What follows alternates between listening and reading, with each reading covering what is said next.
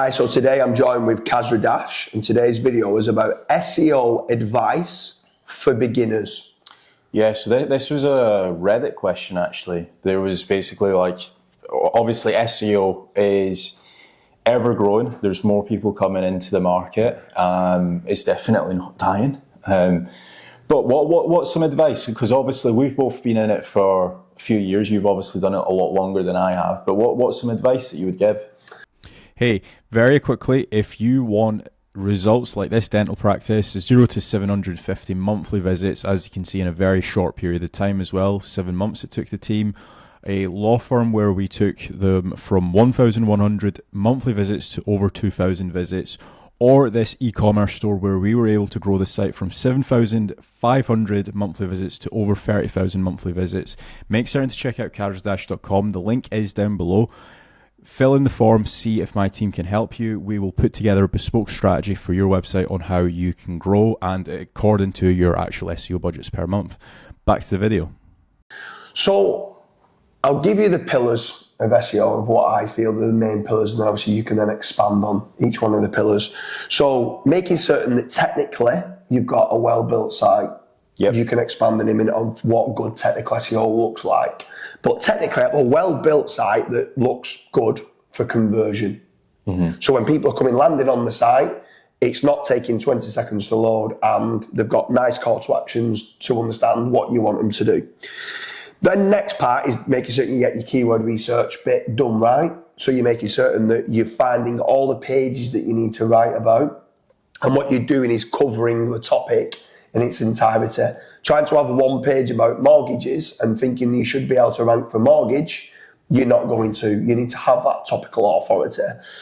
The next part then is understanding, once you know what pages need to be written, knowing how to do a content outline of like what H2s and questions need to go on that page, and get it written well and concise, that the reader can turn around and go, yeah, I trust this article, and I'm ready to inquire, or I trust this article, and yes, I'm ready to buy that product. Mm-hmm. So how good the quality of the content is very important.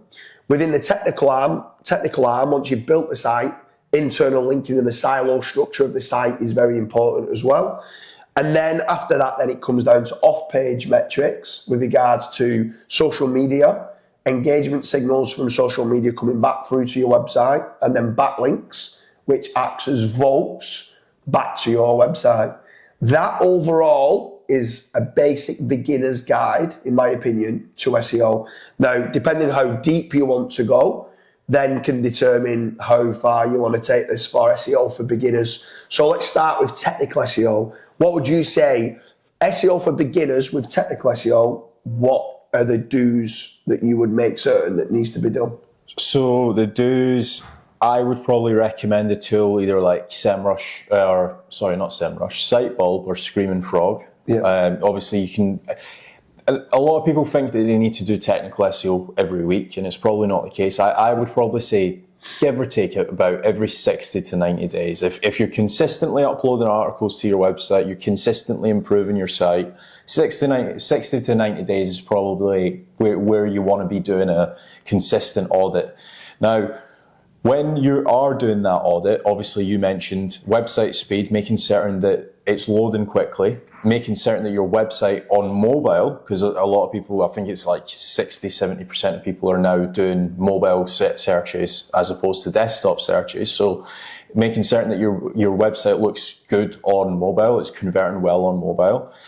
Making certain that you don't have any double 301s, double 302s, any 404 pages. So potentially somebody's uploading an article on your website and it's, for whatever reason, internally linked to the wrong page, or you might have deleted the page and you've still got internal links pointing through to that page. Fix that, because again, it's all about like the 1% marginal gains. Then what I would also take a look at as well is like canonical. So if, say for example, you're working on like a bigger website, let's say it's a Shopify website, or let's say it's a blog and there are 100 posts in a certain category, making certain that you don't have like jamesdooley.com/SEO is the category name, /1/2/3. All of them shouldn't be indexed. So again, doing some site operators and stuff like that, that can definitely help. That's give or take, unless you're doing something like crazy, like international SEO and you're using hreflang tags and stuff, that give or take should probably cover about 80% of websites, what we've just mentioned. Do you know what I quite like doing with Screaming Frog? When you export the whole site, is sorting one of the columns by response time and seeing how quickly and file size of the page. Because sometimes you can quickly look and go, hold on a minute, the SEO here has uploaded 4 images and they're all 4 megabytes in size. We need to be compressing these images more.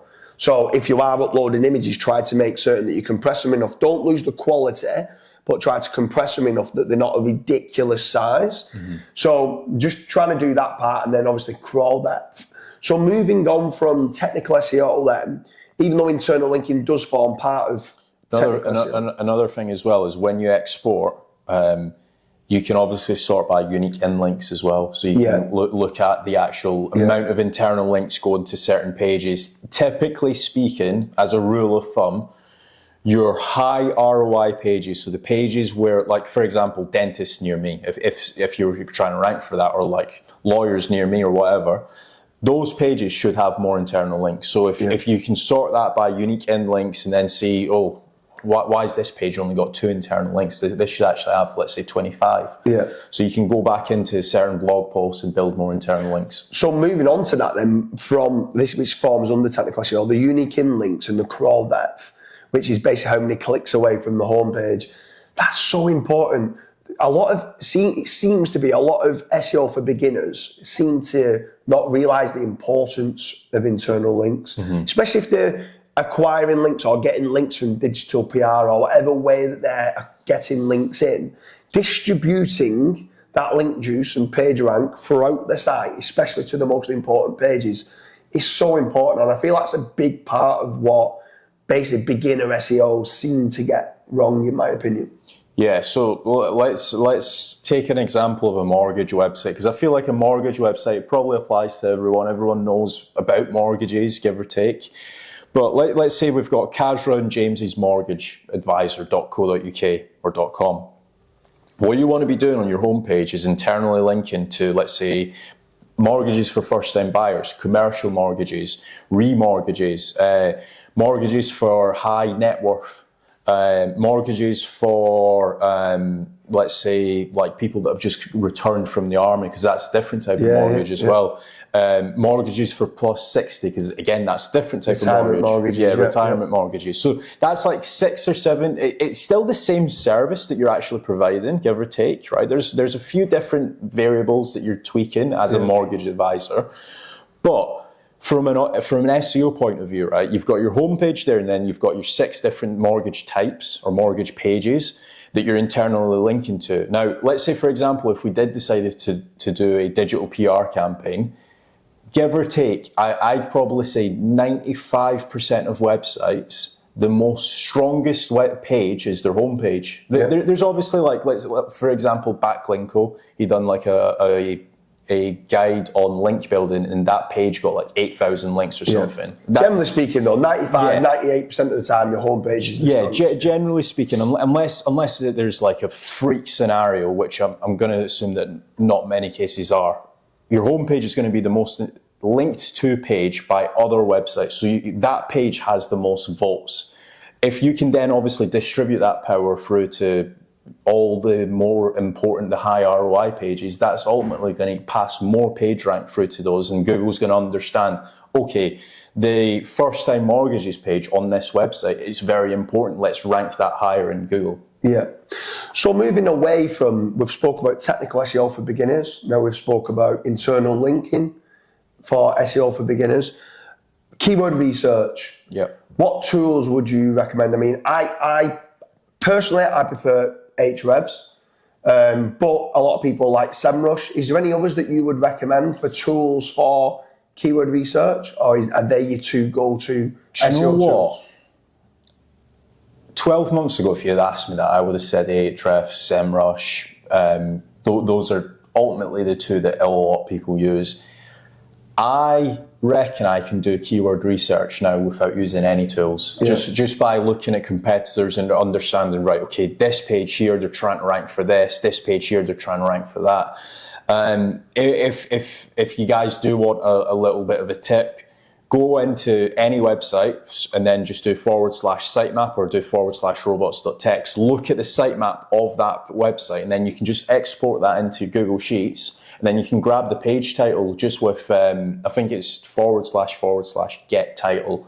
So you'll need to do the actual, do the research on the command, but you can actually do keyword research now without using any tools. Yeah. And I think that, say for example, like what a lot of people do, or what a lot of people mess up on when it comes to keyword research, is they'll look and analyze at the wrong websites.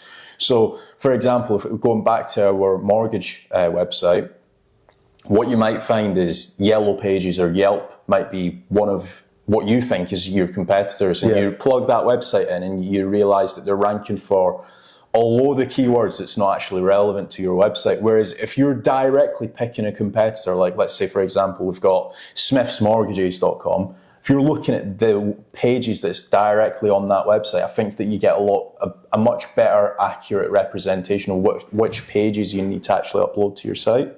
Yeah, for sure. There's also Google Suggest, or even using AI. Nowadays, you can use Perplexity, you can use ChatGPT and stuff like that. Is there any other tips that you give for keyword research?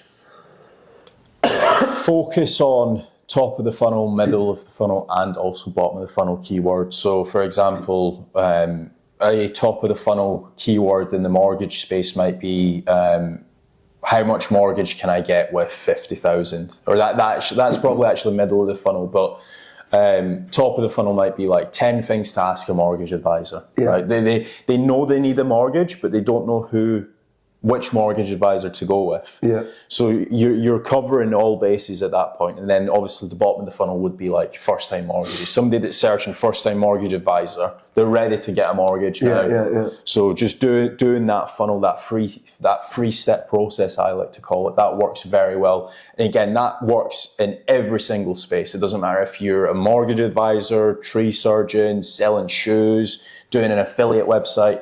Every website should oblige by that.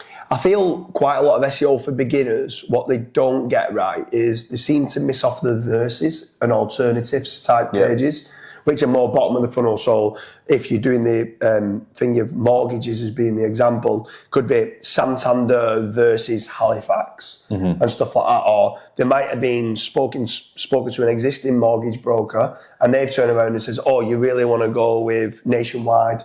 And then you might want to compare Nationwide, the rates. And this is where the alternatives or the comparisons, this is where like a nice HTML table might look good, side by side, showing all the different lenders' rates and stuff like that and what's best for them. But the verses on the keyword research is quite an overlooked kind of little, I won't say hack, but something to look at, which could be good.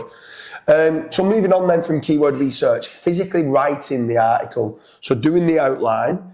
Are you a fan of using, let's say, autoblogging.ai? So obviously we're both an investor in AI. They complete doing a brief and then write the article.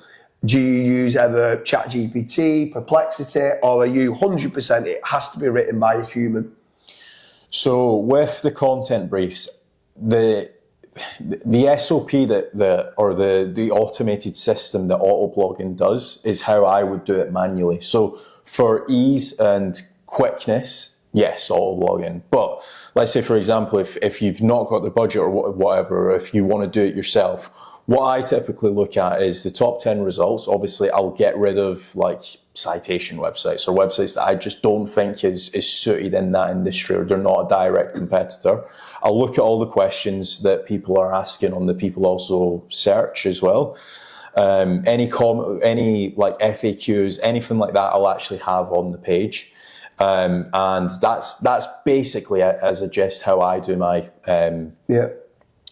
how I do like the content and stuff. But is there anything that you would do differently? I mean, there's different tools that people could use. So if you are a beginner for SEO and you're not certain what outline to do, obviously you have got autoblogging.ai which you could use. You have got ChatGPT that can give you a nice outline, and you can try to put certain commands in place and prompts in place to try and get you the best type of outline. And then you've got Perplexity, you've got Claude and stuff like that with regards to AI. If you're wanting to write it yourself and you're wanting assistance and certain content optimization tools, you've got certain tools like Market Moves, you've got Surfer SEO, you've got OnPage.ai, you've got ClearScope, you've got Phrase. You've got all these different content optimization tools which you might want to use, which can help you in what words should be trying to get on the page. They're all going to help from someone that is an SEO beginner to not knowing how they need to write the page. Yeah. So all them, I would say, are good. You've then got to try to decide yourself, maybe go and do your own research of going Surfer SEO versus Market Moves, Surfer SEO versus ClearScope, and decide to suit your budgets what works best. Obviously ourselves, we want scalability, so we're leveraging AI, we're innovating with AI and using the right prompts. But that's kind of what we're doing then with regards to content. I do, if I am using AI, always want to get an editor to humanize it at the end, check any hallucinations to make certain if there is any stats in there or facts in there that's incorrect, making certain that I'm fixing that, and that allows me to scale content a lot faster and try to gain that topical authority. So we've gone through now technical SEO, we've gone through internal linking, we've gone through keyword research, we've gone through writing the content. So now comes off page with regards to backlinks. So what's your methodology of what SEO for beginners should be looking at with regards to backlinks? People get scared, they'll white out and they say, oh, we shouldn't buy links, it's against Google guidelines and stuff like that. So one, if you are looking to acquire links, and two, if you're trying to earn and get links, earn links, what's your thoughts on both of them with regards to backlinking strategies? So with earned links, and this is a common misconception that a lot of people think, is they think that they can earn links with a new website, and it's not necessarily the case. Like I've said this time and time before, it depends on who you listen to, right? If say for example, if IKEA hired me tomorrow as the head SEO, the last thing I'd be doing is building links. Same goes with if Yellow Pages hired me, I'd be focusing on content.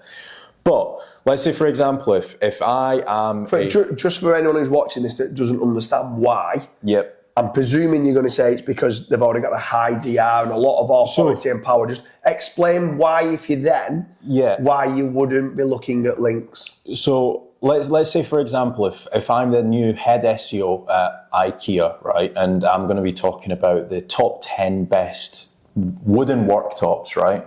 And if you're like, let's say, a worktop company based in Manchester, we could write the exact same article on both of our websites, and maybe in IKEA I would always probably, I'd like to think they would probably rank in the top 10 every single time. Why is that though? Because they've got that, they've got a lot of backlinks, they've been mentioned literally everywhere. I think they're like a DR90 plus website. Which means they've already got the backlinks. Yeah, they've got all the votes, they've got a lot of people talking about them. So Google sees IKEA as like an authority figure in that space. Whereas Manchester or James Daly's Countertops, for example, which would have lots of votes and do amazing because it says James Daly in that, obviously. No, but if you it's a DR0 site. I've got a brand new site. I've no links, brand new power. website. Google doesn't know who you are, or even in some cases, even if, let's say, for example, you're a 5-year-old business and you have been trading for 5 years, but again, you've maybe not been focusing that much on your SEO strategy over that time period. Again, Google's going to struggle when it comes to IKEA over here, where it's like up here, or James Daly's Countertops down here. It's always going to outrank you. So that's the one thing. But that's not to say in, let's say, 5 years' time, you can become the IKEA in that space. Yeah, if you can start to genuine. So what I would say on that with regards to trying to earn your own backlinks is that what you can do with regards to the worktop kind of scenario is you could go and get the best 20 designs of wooden worktops and go and put lots of images in there and then try to share it upon Pinterest and Flickr and social media, as many places as you can, to get the social media kind of traffic, hopefully through to the page. You will always struggle to outrank an IKEA. It's got that much power. But if you can try to start generating some of those, it might, if they start using your images, get you to get some backlinks. If they use your image and they credit the source, you might be naturally be able to pick it up. But talking, you've got a DR0 site, a brand new site, backlinks. What's the first thing with regards to foundational links that you think a website should be doing then?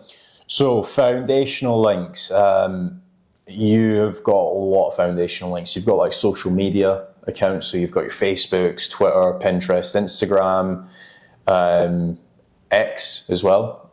So you get those obviously set up. If you don't already, try to.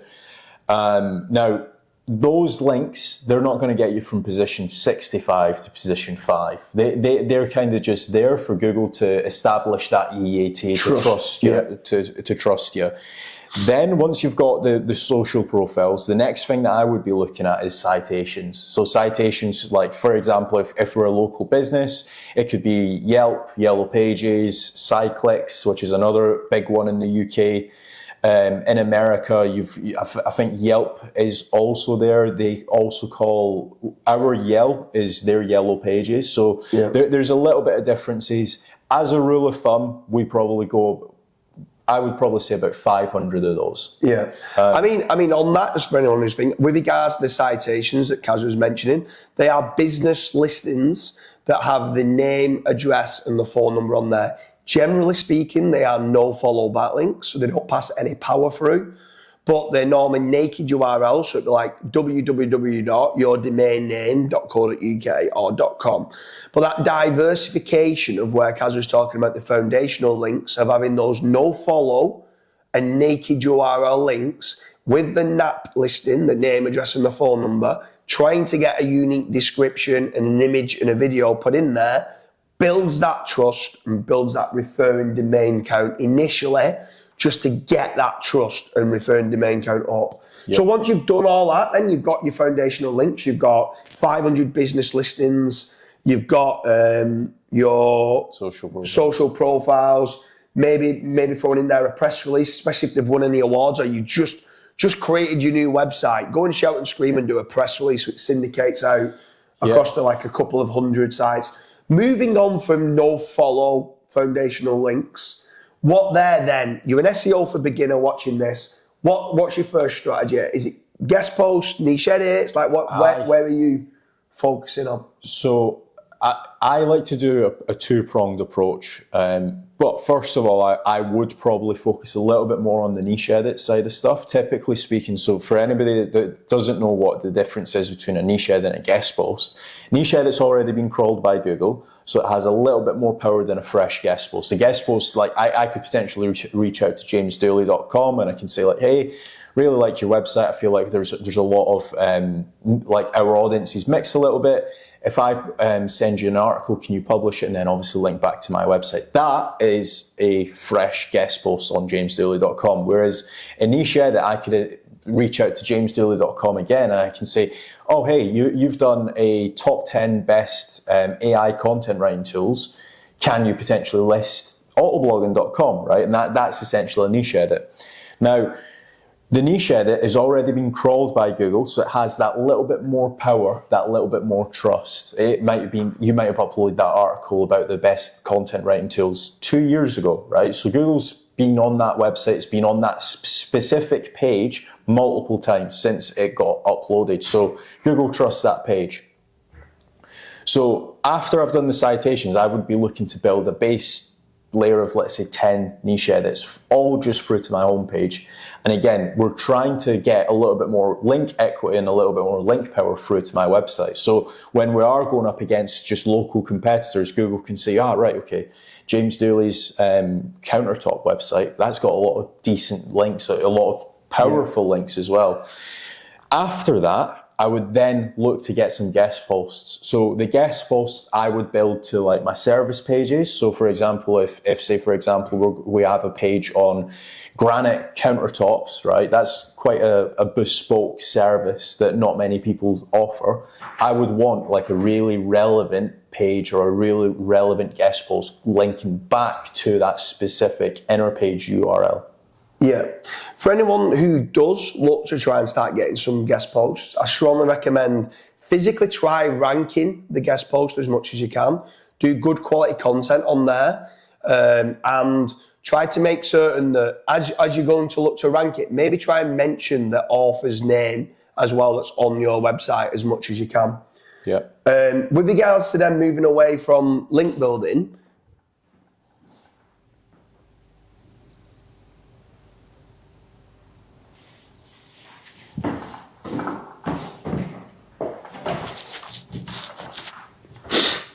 I think that's 2 goals, so that's what it is. With regards to link building.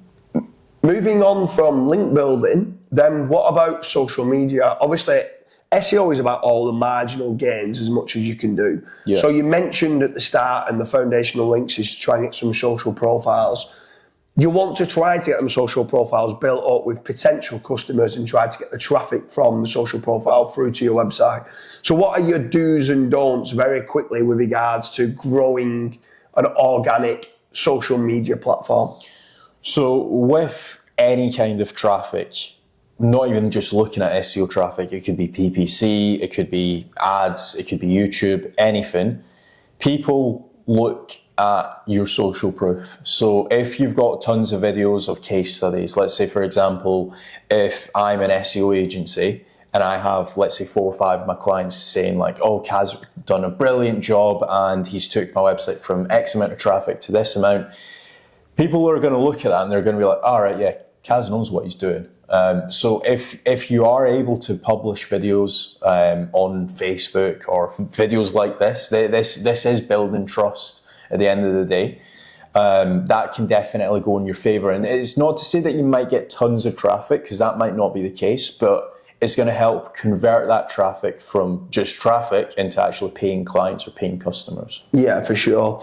So I hope you like the full guide for SEO for beginners. If you could summarize it now within 30 seconds, summarize to the people watching this, what is SEO for beginners from start to finish?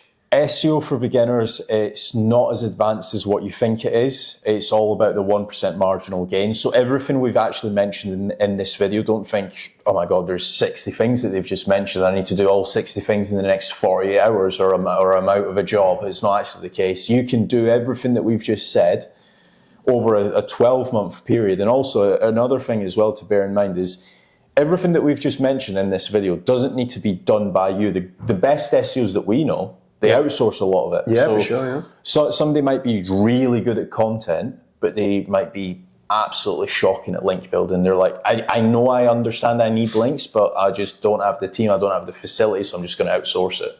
Yeah, for sure. I mean, I always go down back to the analogy of if you're building an extension on your house and you needed a new toilet put in, you're probably going to get a plumber.